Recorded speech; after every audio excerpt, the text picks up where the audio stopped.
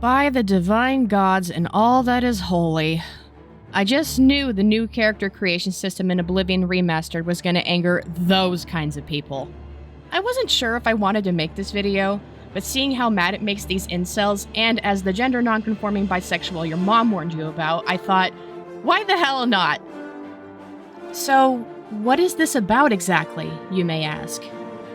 It's about the body type 1 and type 2 options that you see when creating a character at the start of a new game. What do you mean, type 1 and type 2? There's only male and female. Oblivion Remastered is catering to the woke DEI liberal agenda. Y'all are gonna lose your marbles when you find out there's at least 2 quests that I've played so far where the hero is addressed gender neutrally, using the word there. If it makes you that mad, don't play the remaster, go play the original, and mod it if you're on PC. It's literally the same game, just different graphics, and switching the gender of your character reads male or female. I hate to break it to you, but the entire Elder Scrolls series is woke or DEI by your definition. The Redguard race is black. Black people have always existed in the Elder Scrolls. In Oblivion, there's this adorable Khajiit named Thassa in Border Watch who has a huge collection of cheese. She's very enthusiastic and knowledgeable about it, likely hinting she's autistic and cheese is her special interest. You share your love for that cheese, autistic queen. In Skyrim, you can marry any marriage candidate regardless of race or gender. Statistically speaking, all marriage candidates are pansexual. There is a tragic little love story about 2 gay lovers in the Dragonborn DLC on the island of Solstheim told through visuals and letters. Hrolf went to Solstheim and took up residence in an abandoned house he found, but was soon disturbed by noises coming from underneath the house. He started sleeping with a knife for protection, but the noises persisted, so he tunneled deeper to find a functioning Dwemer machine. As time went on, the constant rumbling drove him insane. His lover Bjornulfr grew worried of his safety, writing him a letter that reads, Hrolf, light and strength, I feel your words are not your own, and I worry dearly for your health. I beg of you, please depart that blasted isle and return to solitude at once. My nights have been almost impossible to bear without you. To lose you would be the death of me. My love, if you do not return soon, I will come for you. Bjornulfr. Bjornulfr traveled to Solstheim to find his lover after receiving a worrying letter from him, reading, Bjorn, do not come to this place. I have not much self left. The earth will take us both. H.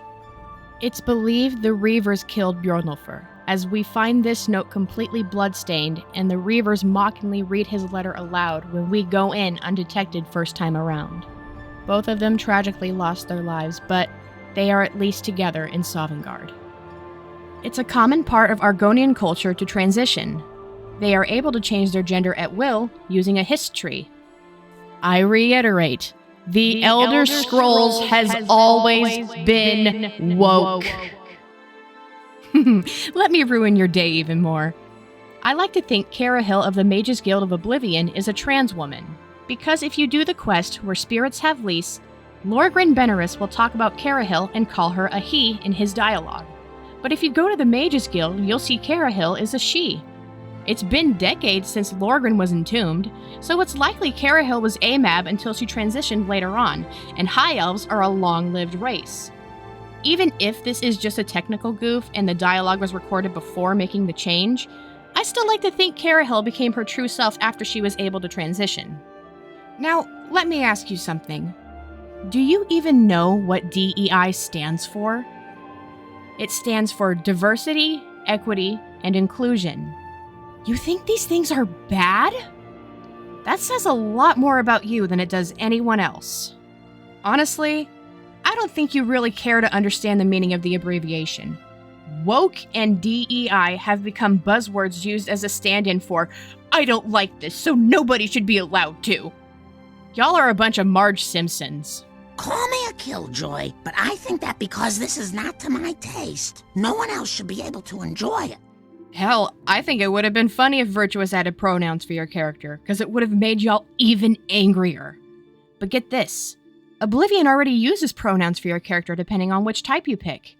You will often hear NPCs talking about your character and others saying words like she, her, and he, him. You use pronouns in everyday life. It would be impossible to have basic conversations without pronouns anyway.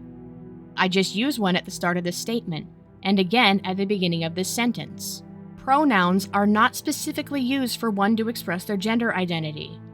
I, you, mine, ours, it, we, she, he, they, myself, yourself are pronouns. Pronouns are words that replace nouns and are subjective, objective, possessive, and reflexive. There is a subcategory of pronouns that are possessive adjective. These are words like my, your, his, her, its, and their. If you're going to be mad about non-issues like pronouns, then please do the world a favor and just stop talking, because you cannot have a conversation without using them. At the end of the day, this is a fantasy game where there are anthropomorphic felines and lizards among orcs and elves with primarily blue and yellow skin tones.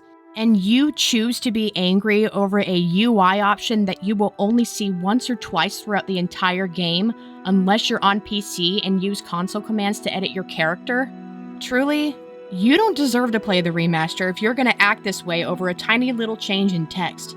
It's bonkers to me that a good portion of you absolute walnuts are adults. Y'all got the same amount of brain cells as a can of bean soup.